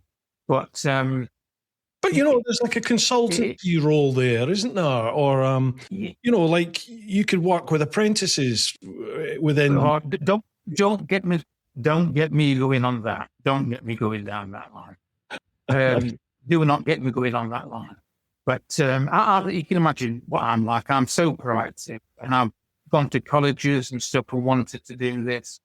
Again, not being big-headed, but I was good at my job and top till in Britain. I've got a lot of skill. And before my accidents, I for 2 years, I lectured at a college, you know what I mean? So this is where I've got this natural, probably, ability to stand on a stage and that, you know what I mean? Thankfully. So I'm unemployed now. Yes, I could probably go and start a show or something, but my brain won't accept that with the skills I've got and stuff. Yeah. So I was forced into retirement at 50 years old. I would advise anybody to retire as soon as they can. Don't wait until 67. Yeah, absolutely. Live a life. Because when you get to 67, you're going to be told to do shit, you know what I mean? If you can afford to live and retire at the youngest age possible, if you can afford, I know if you've got a mortgage, you can't, or whatever, but live to your means and enjoy life. That's so. Catch a bus and the train and retire as early as possible. Yeah, absolutely. Because there's a lot of people, are the richest people in the graveyard, aren't they? And enjoyed life.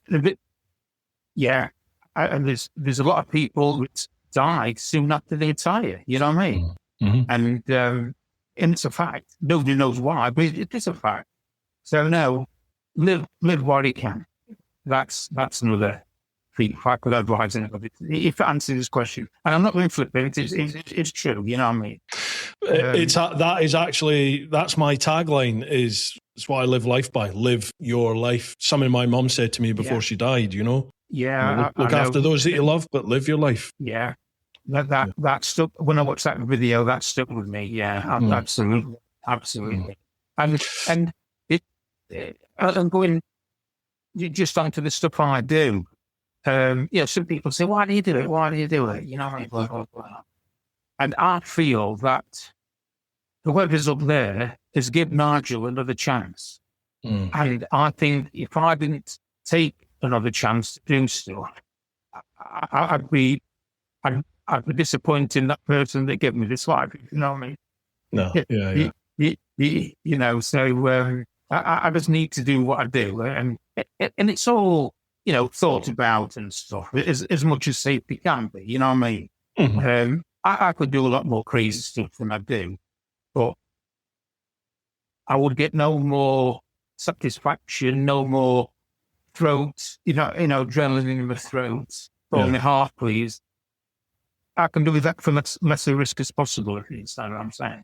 Yeah, okay. Yeah, so hopefully that answers this question. Certainly does. We've got one more question from Andy, and that is, as a young lad, I spent many a summer in Mablethorpe. How cold is the beach in December? Well, the day I had my accident, it was as blue. It was like Simpsons sky, lovely blue sky and white clouds. Really? But it was cold.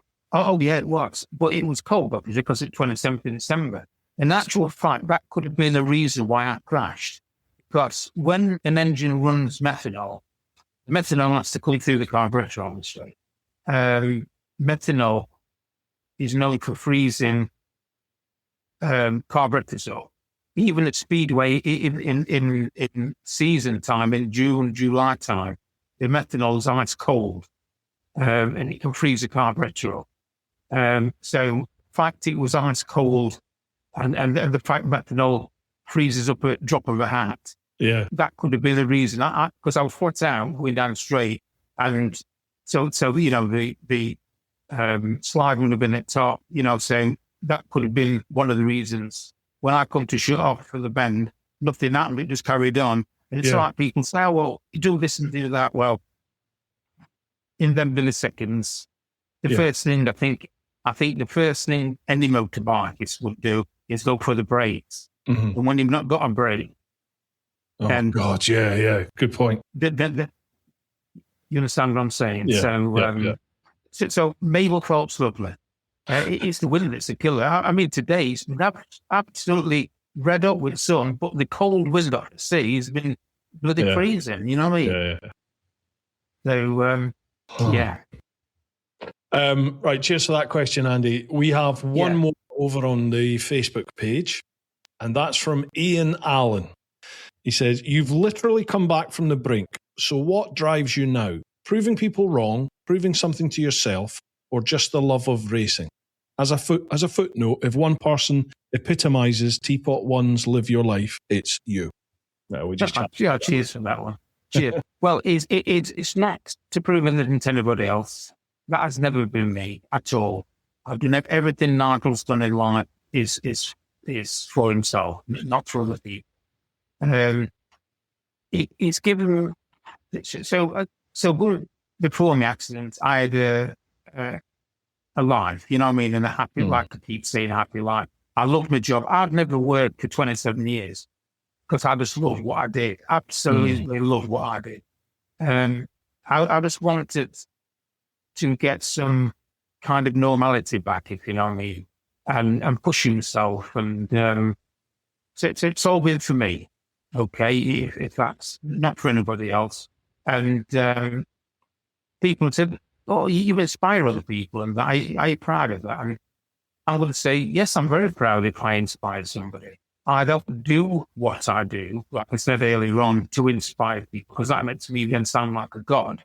But if what I do it does inspire people, then I will take that as a positive, absolutely. So it's all about making my life livable. And, you know, going back to what I said earlier on, I live a fulfilled life now. If I did do these things, I wouldn't live a fulfilled life, you know what I mean? Because for me to fulfill my life, I do what I do. And the fact that I like racing and the challenge of it, and I love mechanics, I just love to smell, to feel the vibration. And I mean, if any of your listeners, you know, go to my YouTube channel, the last thing that I did, which was September, I went on a sidecar, and I'm on a TT sidecar, and I did the interview with the BBC and ITV, and on one of them, I'd say, I could smell the tire, you know, I could smell the rubber, and I could smell the oil, and that just makes my heart sing, you know what I mean? Quite sad, really. But I think if you're a biker, then you probably think, you know what, that looks a bit of a twit, but it talks a bit of sense as well, you know. Absolutely. Especially if you've raced as well. Yeah. But I'm going to say, I've never won anything, you know, far from it. I've never been any good, but it's just taking the part, isn't it? You know what I mean? Last question from then if I can. What's the future hold? What challenges or goals have you got in line or in mind? Well, I've got a few. I'm going to do better nails. I know that sounds a bit crazy. Better nails. The actual bed of nails that you lie on? Yes, yeah. But the chap, my mate Jim, who I did the drag racing with, he builds Jim King Racing. He builds drag bikes and it fits turbos to anything that's got a piston in it. He works for Rolls-Royce, right? So he's got an immense high-powered aerospace job, right? But at a weekend, he has his own show where he goes on stage, shoves 6-inch nails up his nose, staples fibers to his forehead, darts throwing at his bike, better nails and stuff. It's quite a juxtaposition. And just a bit. He said, do you fancy doing better nails? I said, yeah, absolutely. And I was supposed to do it before Christmas. But his partner in crime, his wife, I think, had a heart attack or a stroke or whatever. So Jim didn't want to come because the BBC's on about coming or the written to video, to film it live. And he didn't want to come without his partner in crime. Just on his own, says, we're waiting for this thing. And I've just been messaging today about doing a passenger ride in a speedway sidecar outfit. That'd be insane. But the ultimate thing I really want to do is live a life and everything else. But I know this sounds a bit silly maybe. I don't want to be on telly because I wasn't famous, but I think I've got a lot to give, you know what I mean? And I just love, I've got all this knowledge in, in my head, steam engines, engineering and pull stop. I mean, people of a certain age will remember the thing called How. Whoa. And they set things on fire, you know what I mean? I just think, how about a guy that can't see properly setting fire to stuff and talking about stuff? I've got quoted for saying this on a few things. Somebody said to me, "You like the blind guy Martin," you know what I mean? And I'll take that at any time, you know what I mean? I only talk about stuff I know about, you know what I mean? And I'm enthusiastic and I've tried to get stuff on, to get to these things and Henry Cole and all these people and you get so far down the line and then it just gets stopped. So there's other filmmakers out there and stuff. I'll tell you right now, right? You have the ability to do this yourself. The platform's right there. You've already got a YouTube channel. Film it yourself. Yeah. You only you need a phone for the camera. That's it, and a mic, and you just get out there and you just start talking. You have all this knowledge, mate. You want to share it with people. You've got a hell of a backstory. Just start creating content and putting it on a YouTube channel. And once it's monetized, you can start earning money. And, you could earn a really good wage from that if you get enough views. Yeah, well, thanks for that. And I've tried that. But let's go back now to Julie. So I never said this, but Julie wrote a book. And now it's a novel. That means it's not true, obviously, but it's based on 90% truths. She had a bad experience in the, without going into too much detail, she had a bad experience in the second mental institute that she had to have counselling for after she came out of mental institute. And she decided rather than bleed out with a knife, she would bleed onto the paper. So she wrote a book. And it's about a lady on a horse, which is obviously her, or tried it, has an accident, goes in a coma. When she comes out of the coma, she gets put into a mental institute. So it's about both of us, okay. And it's got rave reviews. You go it on Amazon and that. It's exciting, production. She wants to, everybody that's ready, and I'm going to say this, everybody that's ready has just said, this needs to be a film. And our story needs to be a film, you know what I mean? And how do you get it to a film? It's impossible. So what Julie said she did is give a master's degree in film and script writing and do it, as the grandkids said, by her own. Wow. And that's one of the reasons she did the master's degree. We're both go-getters, you know what I mean? So Yeah, what incredible people the two of you are. Yeah, wow. thank you, yeah. And so she's been on a Zoom tonight, you know, because we wanted it. Because the last time I did an interview with Radio Archer thing, she was on a Zoom and internet kind of crashed, you know what I mean? She had to stop what she was doing because mine was not more important, as in important, but it was more important that I did what I did. She could look at hers on catch up, if you know what I mean. So we've been kind of worried tonight. But it's not. She's been on a Zoom because she said to me, just tap out with it. If it all goes funny, and then she'll switch off. You know what I mean? Yeah. So yeah. So we're both go-getters, and we're both, you know, bounce off each other. If I can just say this, I don't know how much time we've got left. If I can just say this.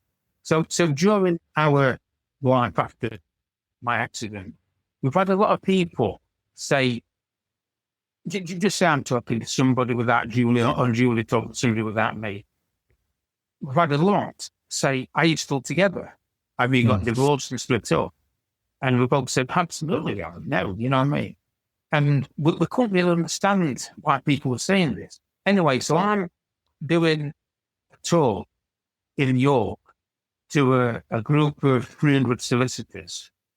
And there was 4 speakers on and little old me in the middle. And the 4 speakers were top neuropsychologists. One was a top brain surgeon, one was a top QC from London, other one was somebody top from the NHS, and then little old me in between. And the brain surgeon, when he was doing his talk, he put on his screen that 68% of couples split up through this kind of situation. So that answered exactly what people why they were surprised we were still together. Yeah. You know what I mean? So it shows the strength of character and mind that the both of you have, really, doesn't it? Yeah. Well, let's face it. Look, she must love me because she lets me wear a cowboy hat. I mean, who would want to go out with somebody wearing a cowboy hat? You know what I mean? So it's the bane of her life. What's that about then? How come? What makes you? What's the love of a cowboy? There's a story there. So I've never wore hats because I don't suit it. I've gone out in high school. I've worked outside almost my life without hat freezing because I don't do hats. I've always loved cowboy hat. So from my kids, mum and dad was into country and western. When I was like 8 and 9 years old, I had to go with it to watch country and western. They didn't leave us on his own. You know what I mean? We had to go with it. So I do like a bit of country, and I've always loved a cowboy hat. So, but every day I wear one. Again, from a mining village, if I'd got one of these on, I'd have been beat up every night. And anyway, so I'm in IB, run a radio station for us blind folk, okay? And of course, me being me, I go on quite a lot telling my stories, you know what I mean? And one of the presenters, Simon, he's blind. Well, he is nearly totally blind. Lives in Glasgow, and he's then retired because he had some physical injuries and stuff. And we've kept friends. And he says, "You'll have to come up and see me now." I just I will do. So anyway, it's going to be 2 years ago now. I went to stop with him for about 5 days. And we're both he plays a saxophone, and I'm not into music. I do drums and stuff. And he says, "Have you ever heard of these?" And it says, I said, "It says Alabama 3." And I said, "Well, people have heard of Alabama 3." He says, "I'm written out in them." Sopranos, isn't it? Yeah. So anyway, so he puts it on, and of course, mate is there singing with his cowboy hat. And I had a man crush on him, right? I had a man crush on him. So he looks so cool. Anyway, so comes on, catches train all the way from Glasgow back home to Julie. I says, I went up, I call it Julie's on, not Amazon, Julie's on, because Julie used to buy a lot of Amazon. Now it's me that buys it. But I haven't got an account. So I have to ask her to buy it, and then I give it money. So I can't buy it without knowing. So she says, and anyway, I'm giggling. She goes, "But you won't even be back in the house." I says, "What do you reckon about one of these, me and one of these?" So she says, what? So I showed her, there's a cowboy hat. She just looked at me and she goes, I don't think so, Nigel. I said, well, do you know what? It was 20 quid. And it weren't this one, it was a bit lesser one. I said, I'm going to buy it and see what it looks like when it comes. And one of our granddaughters, she can't tell a lie to save a lie. So I thought, I would ask her if she likes Grandad in a cowboy hat, and she'll tell me it's yes or no. So she'll come around one Wednesday. I'll put a cowboy hat on. She walked in, and I says, "Hey, Megan," I says, "What are you in this cowboy hat?" And she says, "Grandad, that looks nice." So I thought, awesome. That's it.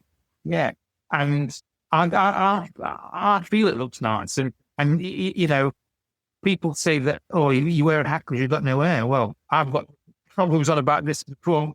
I've got the thickest head of it. We've got a mane here at the back. Yeah, but I just think it looks quite cool, and it's like the lemon on the pitch.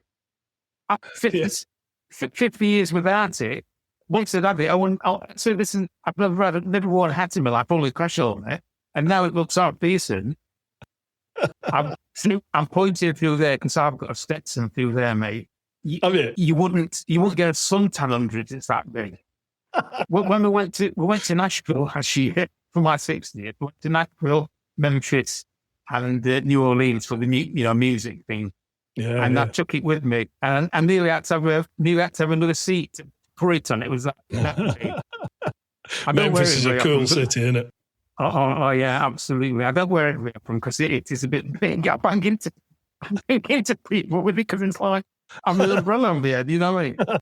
So I like to wear a cowboy hat. And like I said to you, I've been working outside today, and I put a clean shirt on, but I couldn't be asked to do my hair because I'm a bit vain about it. If my hair's showing, I like to have it looking cool, you know what I mean?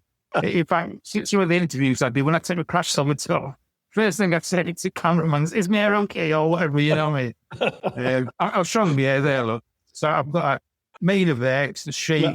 I can't say anything. Look at the state of me. I can't say a thing.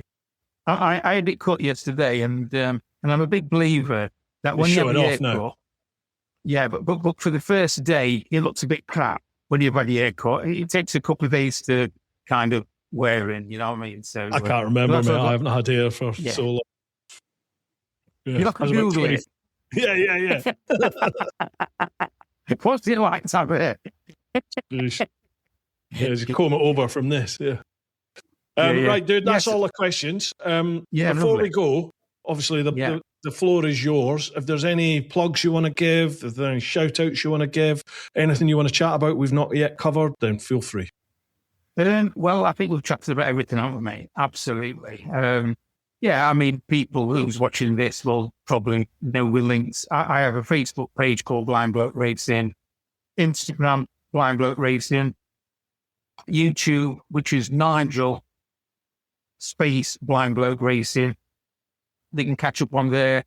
I do put stuff on quite regular. I have there's times I'm doing that much I forget to do it and stuff, and so they can check that out. They just check out about me, and if you're happy, like and subscribe. If you want to talk to me, anything, I'll talk it. And the other thing is, because this is a tea, I'm going to send you one of these. I've not told you this yet, but one of Julie's latest businesses, and I'm part of it, is Hook Tea. Oh, it's called Silver, Red, and Ginger, and it's a gift box set, and there's 4 different teas in there. Now Julie's into white witchcraft. She's not a witch in the nasty say, but she's into that kind of stuff. Uh-huh. Well, we all are. I mean, before my accident, I used to read tarot cards and stuff. And really? So, yeah. I did, yeah. And that's another story. And in actual fact, I haven't read a tarot card since an accident, and that's because I fell out with him for not telling me this was going to happen. Right. But did they tell me? And I didn't listen. Yeah, and you didn't read it. So there's 4 boxes in there, and they're all fire, air, water, and the other element. It's from Ceylon. It's Ceylon tea. It's called Silver Red and Ginger. And they're all individually wrapped and stuff. And you can get them through us.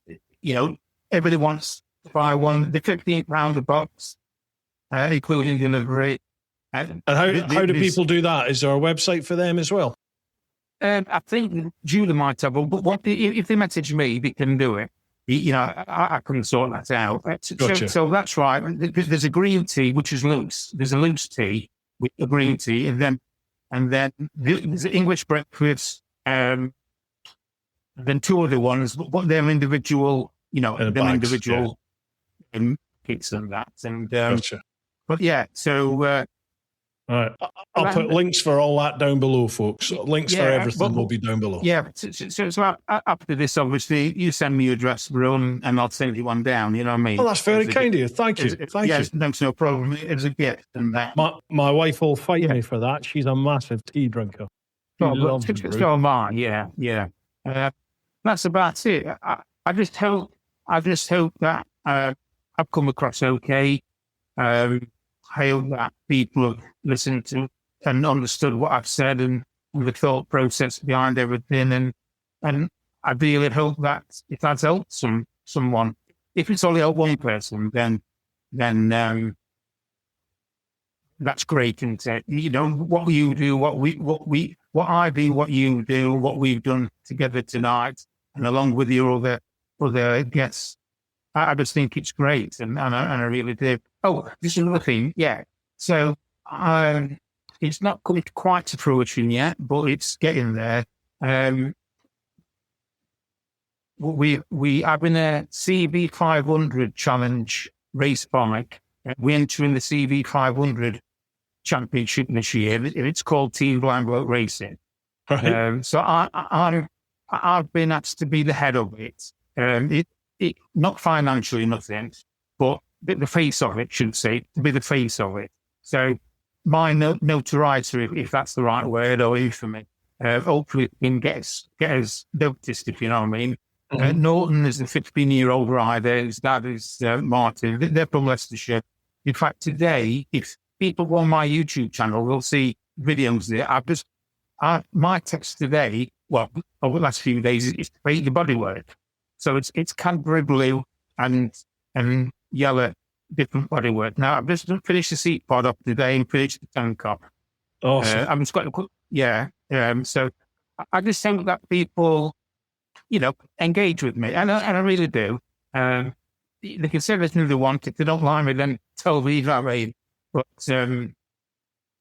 just engage with me, you know what I mean? Either like and subscribe to engage or engage personally, you know what I mean? I'm always up for anything. And if there's any TV forums out there, I'm up for. So just quickly, forget what it's called. There's something to do with classic cars. So I approached them because look, I've bought an electrician 27 years. Mm-hmm. How cool would it be for a blind guy to be on, to be part of the set and that can do stuff? You know what I mean? I'm not able to see to do stuff. I know how to do it, and I can tell you how to do it. You get what I mean? Yeah. And consultancy again. Yeah, that's right. Well, what they said is that the frame, it's not private so at all, but it's something of the ilk. There's a framework. They've got that to be on UK TV or whatever because they give their framework to a production company that's produced it, and then they've got on UK TV. There's no room for somebody like me, you know what I mean? To be on it. And there's no bending and stuff. And TV's over, mate. You want to do it on the streaming platforms or YouTube? I tell you what, folks, if you've got any ideas, is anyone out there that has some ideas about how you could work with Nigel, then drop my line. And they'll call me Nigel. Absolutely, my name's Nigel. Yeah, there you go.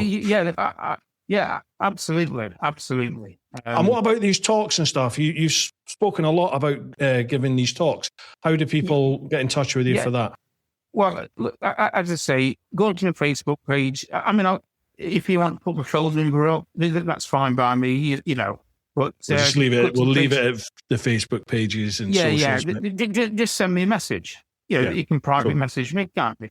Or comment on something. Say, can you private message me? Or whatever. And so in fact, I've got a talk to do on 20th of April, near Hull, and that's the Advanced Motorcycle Club in Hull. Nice. So I'm up there doing that one. So there you go. Yeah, I take stuff up, and it's a good night. I met people laugh and cry in equal measure. You know what I mean?